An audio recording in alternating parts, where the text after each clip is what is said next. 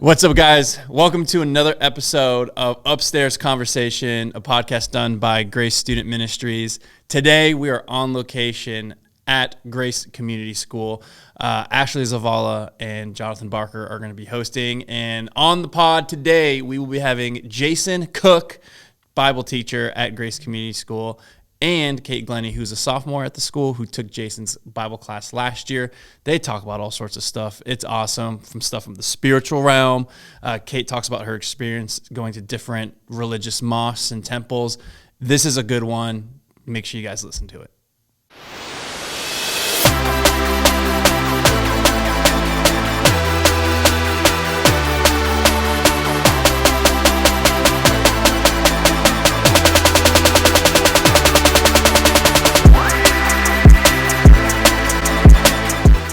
Welcome to Upstairs Conversations. We are on location here at Grace Community High School with Mr. Jason Cook and Miss Kate Glenney. So welcome, you guys. I'm so glad you guys are here. We are looking forward to having this conversation. Jason is a Bible teacher, but also recently, can we say that? You are now the Bible chair of the school. Is that fair? We did anyway. Did anyways. This will come out later. Don't worry. You can cut this out. Anyways. Good thing we're not announcing that you're like leaving or something. Yeah, he's leaving. He's not leaving. I'm just kidding. He's staying forever.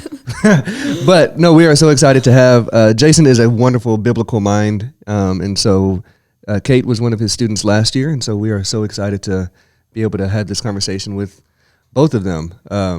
Before we get started, we have a icebreaker game for you guys because you know, sometimes it could be a little nerve-wracking. You got lights and cameras and microphones in your face, and sometimes it can be school desks. That never helps. Yeah, on a school desk. So you're already like, I don't want to be here. It's school. But we have a game that we would like to play, so I'll let Ashley explain that. Okay, it's pretty simple in context. In theory, it's very simple, but it's actually pretty hard once you get into it. So we'll pick a category, like types of ice cream. If I say strawberry, nope. Let's not go there. If I say nope.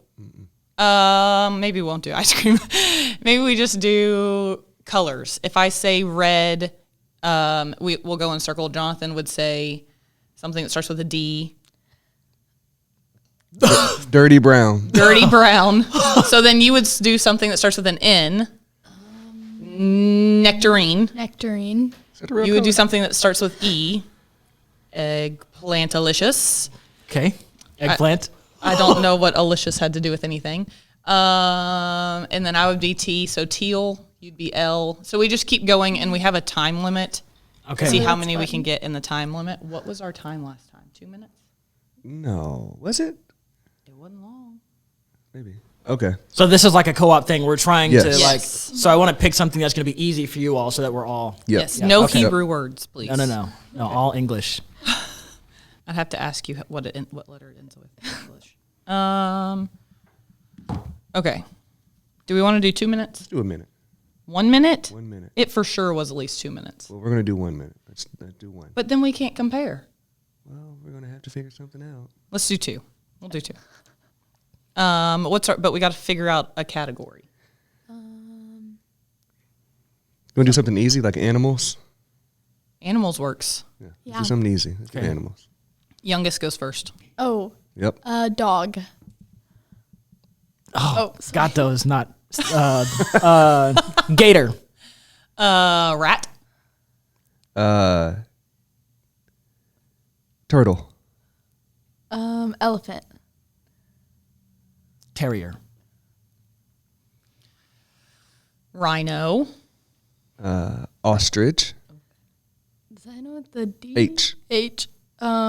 Hippo. Octopus. Snake. Eagle. Oh, good one.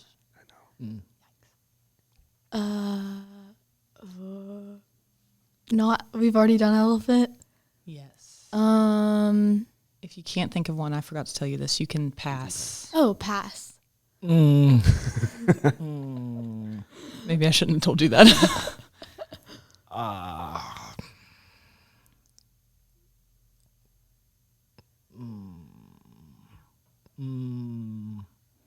That's fair. E. Oh, I don't know. I guess you can't pass twice in a row. You can. Again. But then you're stuck with Yep. Correct. pass. I got Imp. it. That's not real. No, and it all starts with the I. Okay, cool. Oh, yeah. Eel. Oh, an eel. Yes. We'll go with Guys. a lemur. Is that end with an R? Yeah. So Rhino. Oh, that was it. I don't know how many times we made it through. I don't know. But she started. We went around, we went around once, twice, probably at least 3 times. and then we passed. Oh, that's true. That's true. So maybe It's like like 9. 10-ish, Yeah. somewhere around there. Yeah. Okay. What if? Do we want to try it one more time? Yes. And we can go down to a minute, so then we cover both bases, All right. and we can do a different category. We'll be inclusive. Yeah. Let's do foods. Oh, okay. Any kind of yeah. food? Any kind of food. Oh. Good. Oh, do I start? Yep. Hamburger.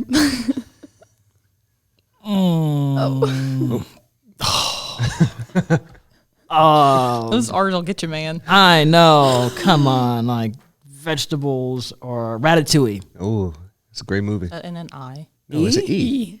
Okay, cool. Eggplant. Let's stick with that one. All right. Turkey. Why? Yeah. Is it yam? Yeah. Yams. Yams. Yeah. Yams plural. Yam. Yeah. Yam. Stir fried rice. Okay. E. Cool. I don't want another E. Sorry. Eel sauce that you put on sushi. Good. Okay. Another E. Sorry. Escargot. Ooh. Oh, I don't know what that is. Oysters. Snails. Oysters. Snake. Oh, E. Another E. Okay. Sorry. All right. Snake. It's okay. I yelled at you for it, and then I gave him one too. So So that's a game. yeah. All right. I well, like that. good. It's fun. Yeah. So we can use that. You can use that in class one day, maybe. I don't know.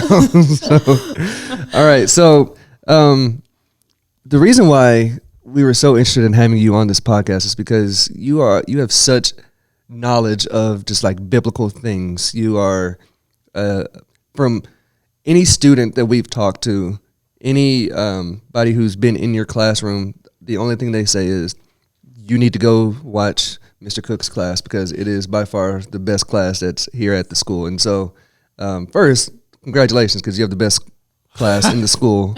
And Overstatement. And I honestly don't know if it's that close from anybody that I've talked to. And so, Kate, you might be able to. No, I think truly it's the best class I've ever had. It's like the most important. I've learned the most that's like going to help me one day with like that truly matters. So, What was one of your favorite things that you guys did? we went in like spring last year, we went and we got to like visit like different churches that like aren't Christianity and like a synagogue and a mosque. And that was like cool because we got to talk to people who like believed in like their belief just as much as I believe in like God. And they like, I've never like talked to someone who believes in something as much as I believe in what I believe. Nice. So Did y'all do that on like a Sun? Did y'all take certain Sundays to go do these things? I mean, No, we Saturdays. actually did the trips during the school day. So we were learning about sacred space and how these different religious traditions sort of use architecture, because I have a background in architecture, so how they use their buildings to, sorry. So this is why I'm interested in it, right? man So- of many talents. So Man. this is how they, show symbols and represent what they value sort of religiously in their buildings. And so we were visiting different places to get a sense of that. And for me and for a lot of the students, we'd never been to a synagogue or a mosque before, but it just gave us the chance to go, okay, here's what other people believe. And talking to them also helps you clarify like, oh, here's how we're different. Here's what we have in common. Yeah. Right. And And so it's like I can respect someone who believes something different, but I can also know, okay, this is what makes me distinct as a Christian, and to be able to articulate that better. Yeah.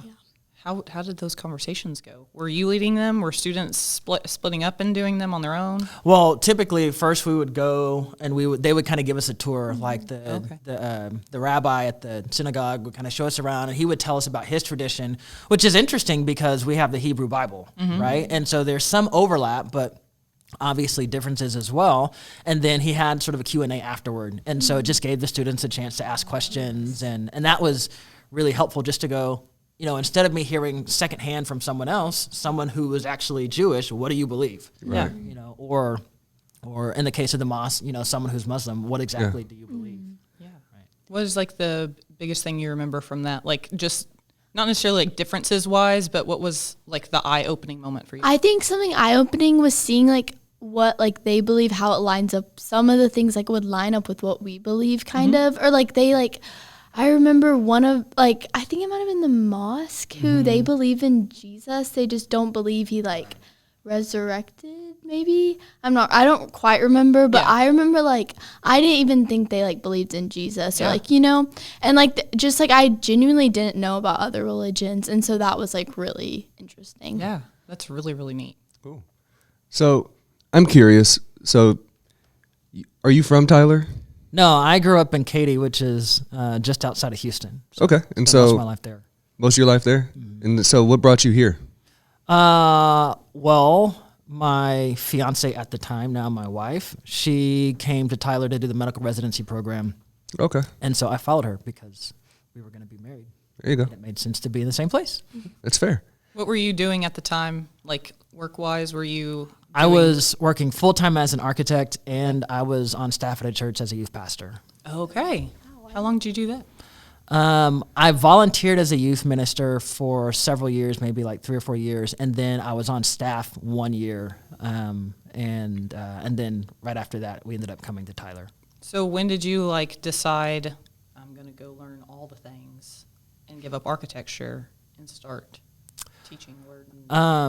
There's like a short story and there's a longer version of that. But basically, my freshman year in college, I was at a worship service with my youth pastor from high school, and he was, this is kind of funny, but he was preaching from James chapter 3, which says something to the effect of, not many of you should desire to be teachers because you'll be held to this higher standard. And so as he was preaching that, the Holy Spirit was just showing me that I was going to be a pastor one day. Yeah.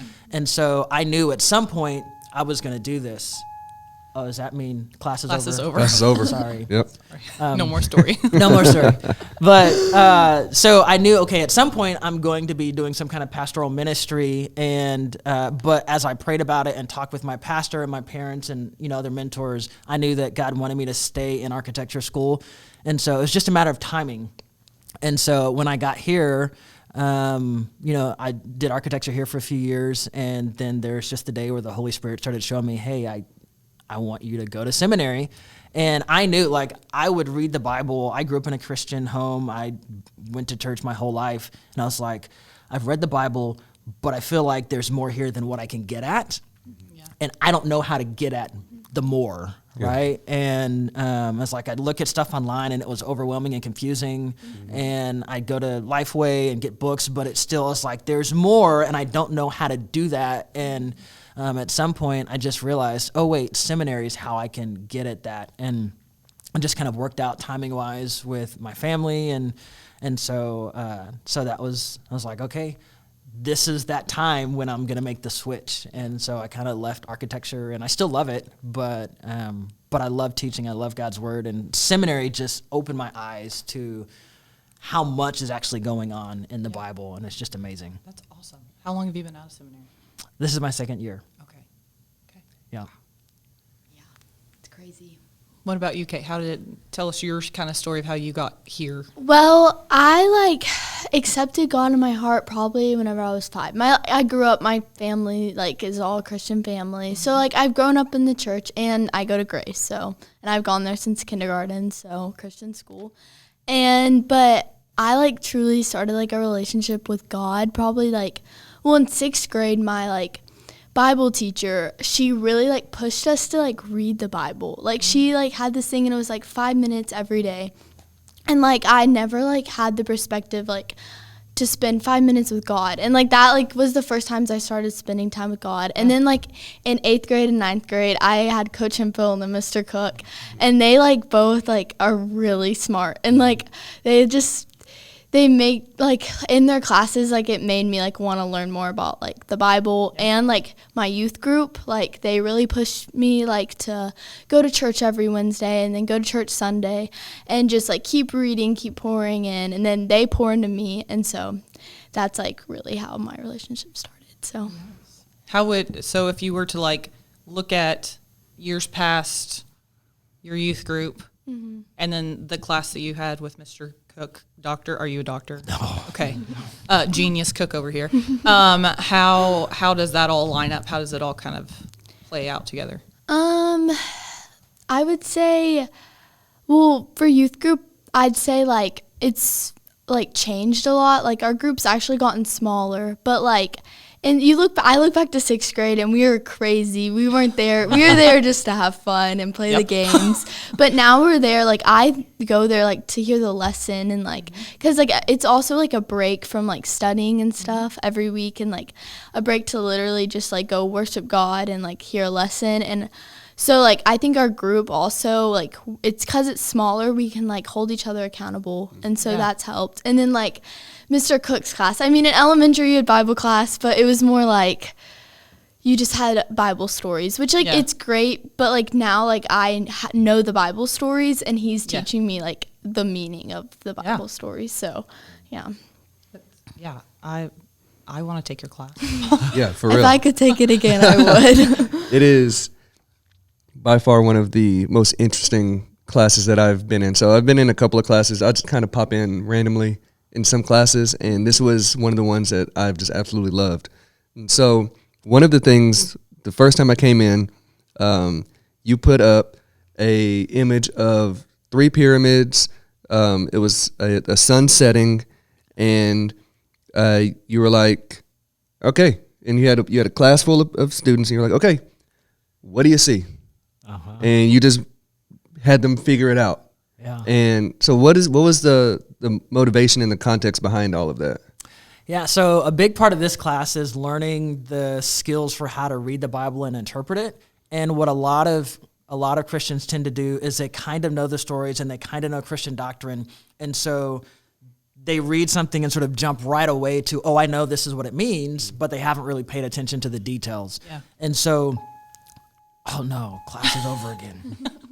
Oh no, that actually class is starting. Yeah. Okay, cool. So now we can start. Yeah. Right? So the thing is, if you're going to interpret a story well, you actually have to pay attention to the details that are there. And so at the beginning of the semester, I really focus on making observations, and making visual observations is kind of like a gentle way to get into like making observations on stories, like in words. And so we're really familiar with images. We look at images all the time. And so I have up the images, and it's like, okay, tell me what you see. Give me an observation, but don't interpret anything. And part of the goal of that exercise is to help them distinguish between this is an interpretation, this is an observation. Right? Because you look at the picture and you go, that's a pyramid. And it's like, well, it's not a pyramid, that's a triangle. Right? And you go, that's a circle. Well, no, actually it's not actually people would say it's a sun, right? Or they say it's a setting sun. And it's like, no, it's not a sun. They go, it's a circle. Well, it's not even a circle because there's a pyramid in front of it. Well, the pyramid's not in front of it because it's a flat plane. Yeah. Right? So there's a triangle, and then you see kind of a Pac-Man shape around it, right? And it's a little bit obnoxious because yes, it's a sun and they're representing a sun and a pyramid, right? But that's interpretation. Right. And so I'm really trying to help them distinguish, okay, before you can interpret it, you need to make an observation. You need to make really good observations. And in the case of some posters like that one, you can pick up on it pretty quickly. But when you're reading Bible stories, you can miss all sorts of stuff if you jump right away to, oh, I think this is what it means.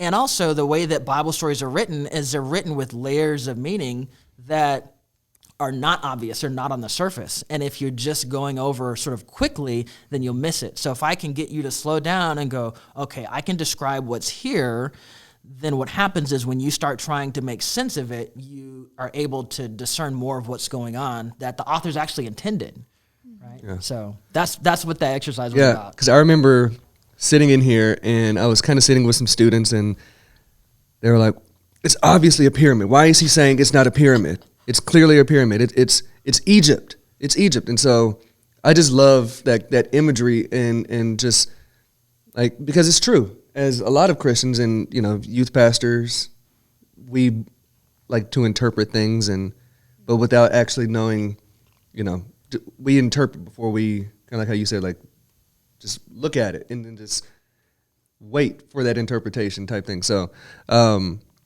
I love it. Like, I think it's awesome. I think it's brilliant. So like right now, what are you guys doing right now? And well, I guess semester's over with. So what was something that you guys just went over? So one of the things we've been doing recently is looking at type scenes, which I've got a few of them up on the walls. But type scenes are a type of story pattern, right? So when we start the semester off, we focus on here are the basic parts of a story. You have character, setting, and plot, right? And you've got to observe those, and they get used to that. But then it's like, okay, there's actually these story patterns. And the way I explain it is kind of like if you think about when you're texting somebody, right? You don't have your facial expressions, you don't have your tone of voice. And so how do you emphasize something in a text message? And they're like, oh, well, we send emojis, right? Yeah. Or you do like, all caps or whatever, right? And so in the Bible, you don't have Moses like shouting at you like, hey, this part of the story is important, but you have certain patterns, right? And so we look at these different patterns, and when you find those patterns, hey, this is where I need to slow down because this part of the story is really important. And one of those patterns is called a type scene. And it's basically where you have this pattern of character roles and sort of a sequence of events that make up a scene, but then you see it in multiple different stories, right? And so what happens is the first time you see it, you go, okay, whatever. But then you're reading later in the Bible and there's another story and it uses the same sort of pattern and you go, oh, these two are related, right? And so for instance, the first one we looked at is there's a type scene called an annunciation. And that's where some kind of divine messenger comes and announces to his people or to a couple that they're going to have a baby. And that baby is going to be a rescuer. And typically, it's a woman who's either barren or shouldn't be able to have a baby. Mm-hmm. So the first time that happens is with Abraham and Sarah, right? Sarah is barren, and this divine messenger comes and tells him, like, hey, you're going to have a baby. And Sarah laughs. She thinks it's impossible, right? But you have that same story happen in Judges 13 with Samson's parents, so they haven't been able to have a baby, but then God comes and tells them, or the angel of the Lord comes and tells them like, hey, you're going to have a child, and tells them about the child, right? And so it's this pattern, and when you start to compare them, you see how they're related and you see how they're different. Well, fast forward to the New Testament, and the Annunciation scene that's most popular is you have the angel who comes and announces to Mary, right, that she's going to have a child who's a rescuer. And so if you've been tracking this pattern all the way along, you see that what was going on in the New Testament has all these patterns in the Old Testament that are sort of anticipating what's going on. And so then it helps me to show students that just like the Bible is designed with these patterns, God has designed history with these patterns that point to Jesus, right? And so you see in this type scene of the Annunciation that God is designing the lives of these ancient people and rescuers to point to, hey, Jesus is the rescuer that's really going to come. Interesting. Wow. Okay. Can I take your class? I'm probably going to ask that 5 times before the end of this. Yes. Kate, how did this change this class and everything that you learned doing, like going through this class and everything you saw you? How does that change when you're at GSM or doing your quiet time or any of that? How does that change your reading of the Bible? It really has like completely changed how I read the Bible. Now whenever I'm doing a quiet time, I'll start off and I'll write observations. And then he always talked about how there's like it can be repetitive, like what he was saying, like in chapters too. And so I'll like try to like I'll read like chapters at a time, not or like whole books at a time, not like in a span of a couple of weeks, but and then like look like whenever I'm done, like look back and see if there's any patterns, like and see if I can make any connections. Usually I not as well as he can, but it is cool to see like and it like his class has made me like his like seeing his knowledge also of like the Bible like has made me like wow, like I like if I could have that knowledge. And so it like pushes me also to read because like like I feel like that's like the most important thing, like truly like you should live life like I mean God create like you know I just think like learning more about God is more important than anything else. So I think it's like also pushed me to just want to read the Bible and like get to know God and like know as much as I can. So yeah. Do you think it's changed your relationship with the Lord in the sense of being able to discern and understand the Holy Spirit when you're praying for something or asking for something? Has that changed? Yes. I like this past summer, like even like at camp and like at the girls' retreat, and I've talked to you about this a little, and like I have like heard God, and in your class, like he's like repeatedly, like I have like been able to hear him and like more than I have in the past. So that's so cool. What are some of the struggles that come along with Bible class? I would say oh, she was quick. well, not it's the the differences between classes. It's more like this year I have like 24 kids in my class. So and they're all like we're all different friend groups, if that makes sense. We're all like different. And like my teacher is really like trying, like the things we're doing, like we're supposed to be kind of more vulnerable, and it's hard to be vulnerable in like front of your like school friends. Yeah. Like it's way easier in front of church friends because like you trust them and you know they're kind of walking the same path as you. Whereas these like kids, like I don't even know if like they're truly like Christians, you know? So it's hard to be vulnerable because you also don't want to be like, oh, you know, like, but I've like also learned like, if they think, oh, she's a Christian, like, is that necessarily a bad thing? So, but I would say that is hard. Yeah. Yeah. I'd say, I think it gets easier. I think from my perspective, one of the hard things for students at the beginning is that you have to do some unlearning, right? Because you've got some assumptions that you're like, oh, I've always thought this or always believed this. And I'll kind of push back on that. And I'm like, okay, that sounds okay, but when we read the Bible, what do we see here? Yeah. Right? And so, and like a lot of times we'll read stories that they've never read before, right? Because if you grow up in church, you kind of, know certain stories, but there are huge gaps, in what we tend to read. And so I try to like highlight those gaps because I want them to see like there's more to this book, there's more to our faith than maybe what you've assumed. And so it's uncomfortable to have to lose some of those assumptions and then try to rebuild them. But, I walk them through that. And then I think the other thing that maybe is a little bit of a challenge is going back to the observations. It's just tedious. Yeah. Right. And like I work really hard to make my class fun because I feel like if you leave my class and you have a lot of accurate information about the Bible and you're bored, then I have failed. Yeah. Right. So I try to make it fun. I try to make it engaging, but at the same time, there are parts of this that are just tedious, especially early on. Yeah. Now, once you sort of get into the routine of making observations and you know the payoff, then you go, okay, it's worth it. Yeah. Right. Yeah. But especially earlier on, you're like, oh, do we have to do observations again?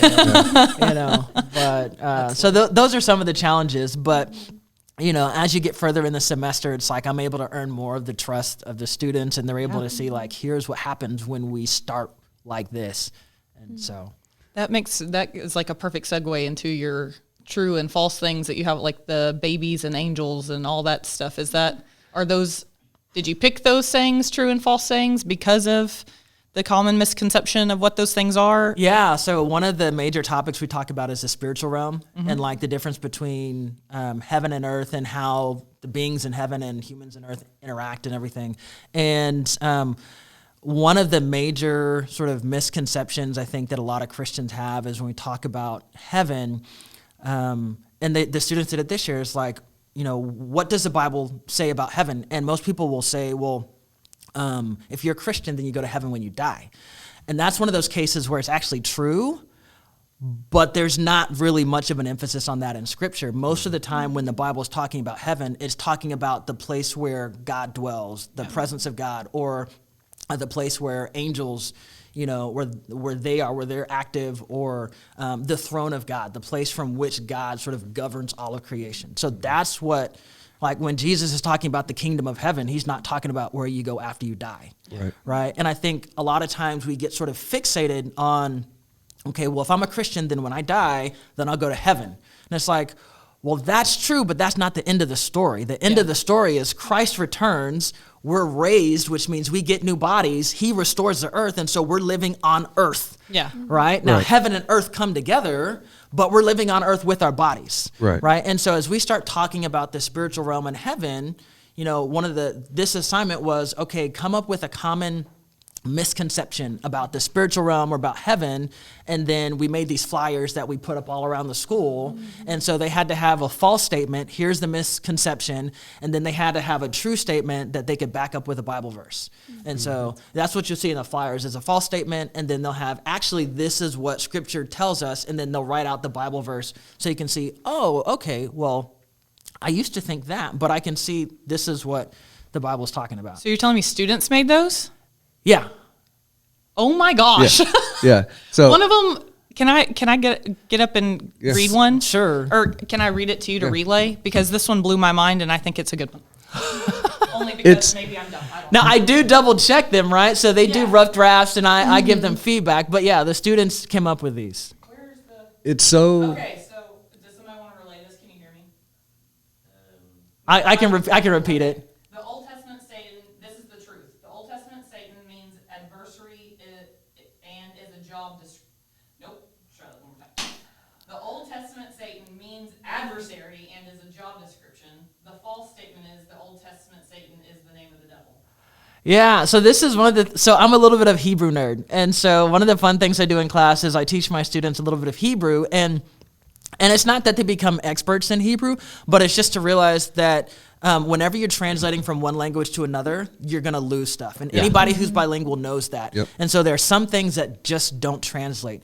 And so in the New Testament, when we read about Satan, it's used as a proper name, right? This is the way that we talk about the devil. And in the Old Testament, the term Satan shows up several times, but virtually every time in Hebrew, it's not Satan used as a proper name, but it's a title, and it's actually the Satan, right? And Hebrew never uses the before names. Like you never hear the Abraham or the Moses or the Joseph, right?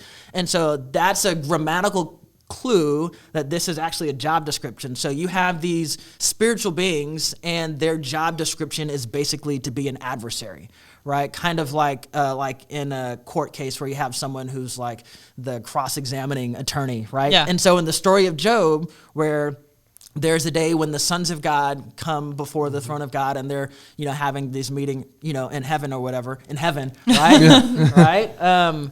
There's the Satan who God is talking to. The Satan, it's not the devil, right? It's just this person who has, his job description is to be an adversary. And what he does is he opposes God, sort of indirectly by opposing Job. Right? Okay. So God is like, have you considered my servant Job? He's, righteous and blameless. And thus Satan says, well, he just does what you want because you give him a lot of good stuff. Mm-hmm. And so he's partly opposing Job, right? Is like, he's not really righteous.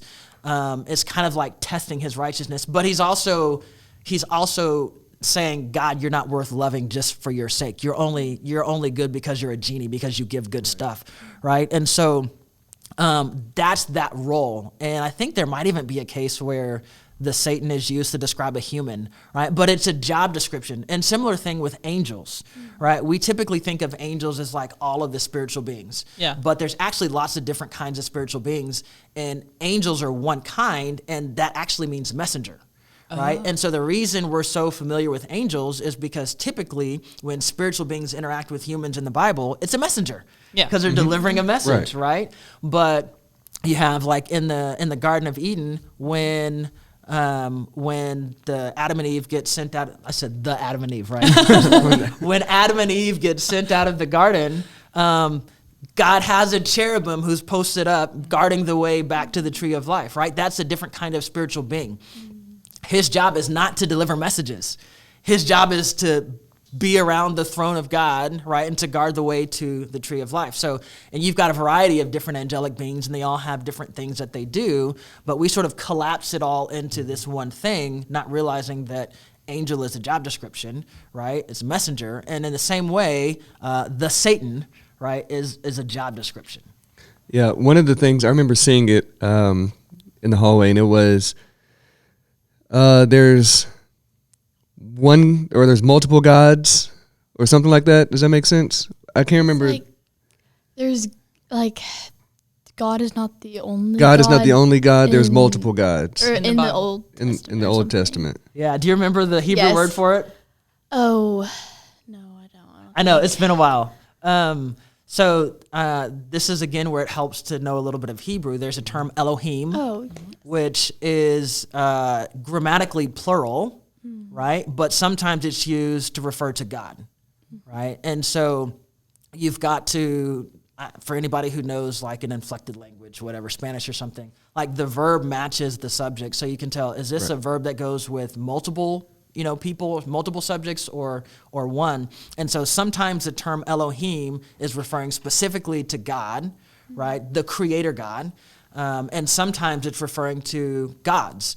And really, that term is a way of describing spiritual beings who dwell in the heavenly realm, right? And so, again, we kind of think of angels and demons, right? It's a little more involved in that, but the Bible uses the term Elohim to describe angels and demons, right? The spiritual beings, right? And just like there are different roles, you have some of those spiritual beings, their role is to exercise, sort of govern like over regions, over nations, and so those are referred to as Elohim. And what happens is sometimes those Elohim, right, rebel against God, and they begin to accept worship from the different nations or whatever, right? And so the Bible talks about them being gods, right? They're not capital G creator God, right? They're all created, right? They're all limited, right? There's only one triune creator God,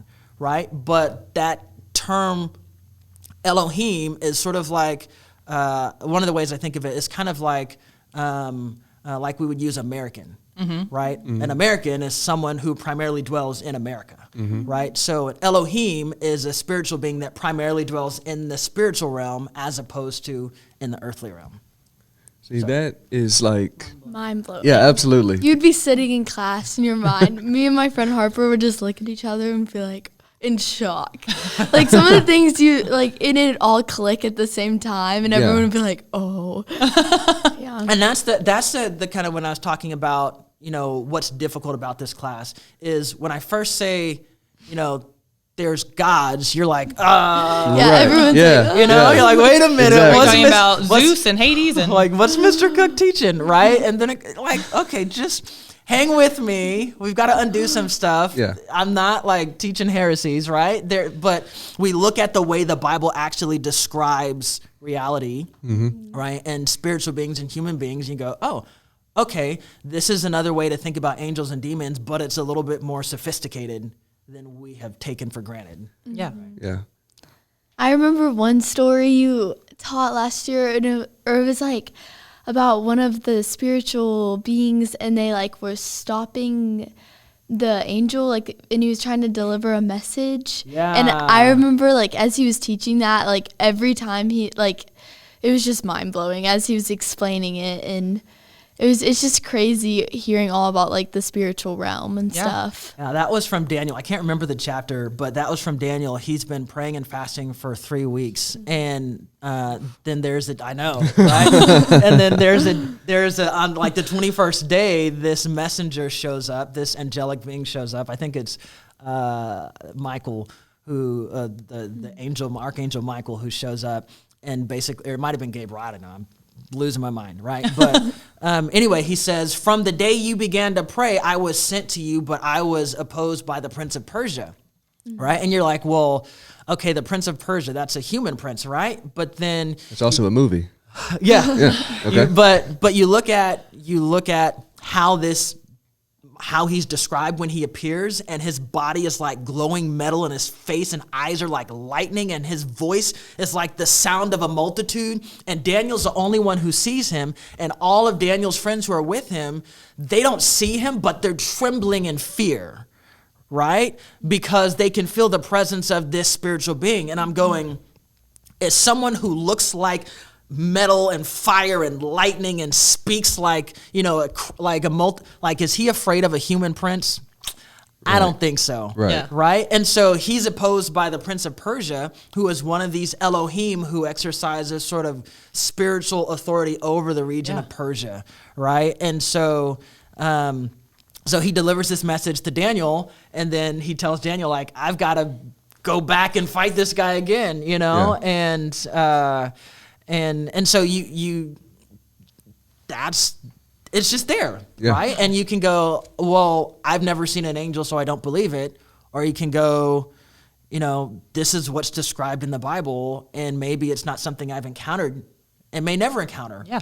But this is a word of God. And I'm probably not ever going to fast 3 weeks to figure it out. To find out. exactly. Exactly. We're not praying and fasting as much as Daniel. Yeah. Yeah, I'm not challenging the Lord in that in any way, but man, that's a long time. I think it's really interesting though that you teach them about the spiritual realm and that there are multiple little g gods, Elohim, in the plural, just because I always find it interesting. I was terrible at history in school because I cannot remember names to save my life. I don't do good with dates, but I love the stories. Like the stories are amazing.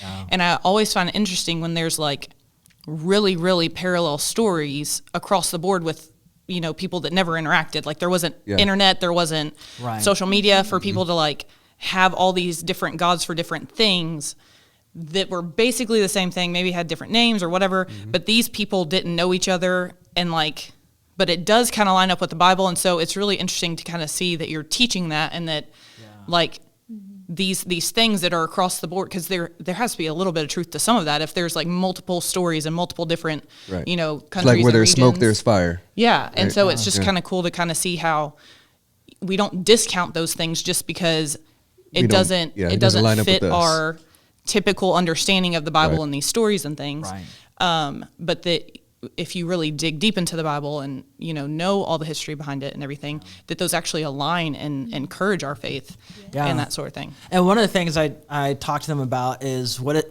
does it mean to have a biblical worldview, a biblical understanding of the way that God designed his creation.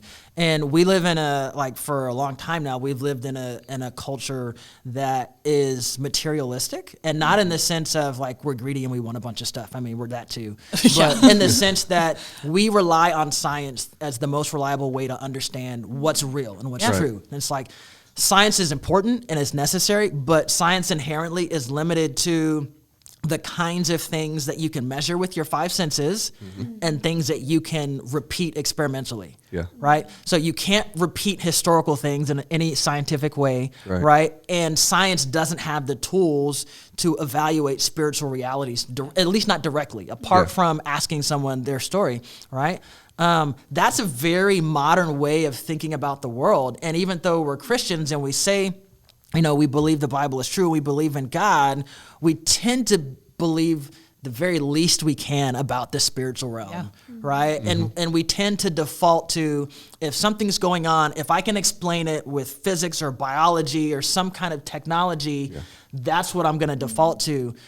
That's not the way that the ancient people thought. The ancient Israelites or the early Christians, that's not the way they thought, right? And so we have to go, maybe I've got some blind spots because I live in this, modern, technological, materialistic society. Maybe that keeps me from seeing and appreciate a lot of what's going on in this Bible, which was written by ancient people for ancient people, right? Who took for granted that this spiritual realm is real and that it's interacting with the material realm all the time. Yeah. That is almost too perfect on how to end this thing, because unfortunately we are out of time, but I could honestly do this for days. Yeah, can I take your class for real? Like, come visit. Like this is something that is so interesting to me. I was a history major in college, and so like I just love all of this. And so, so the fact that, because I look at the Bible as just one big history book, and you know, it to a degree that's what it is. Yeah. And so just how you are able to articulate everything, especially to students, but also, I mean, you teach over at Grace as well on Sundays at times as well, whenever Doug lets you. And so, but the fact that you're able to get your point across, not only to students, but also to adults as well, just shows how great of a teacher you are. And so I know Kate is very happy to have you here. We're all very excited and happy to have you here. And we just want to say thank you for being on this podcast with us. Thank you. It's been a pleasure. Good deal. All right. Kate, we're going to have you teach on a Wednesday night. Yeah, just absolutely. how to observe and understand the Bible. Yes. Awesome. Thank you, Jason. Yeah. Thanks, Kate. Thanks. See you later.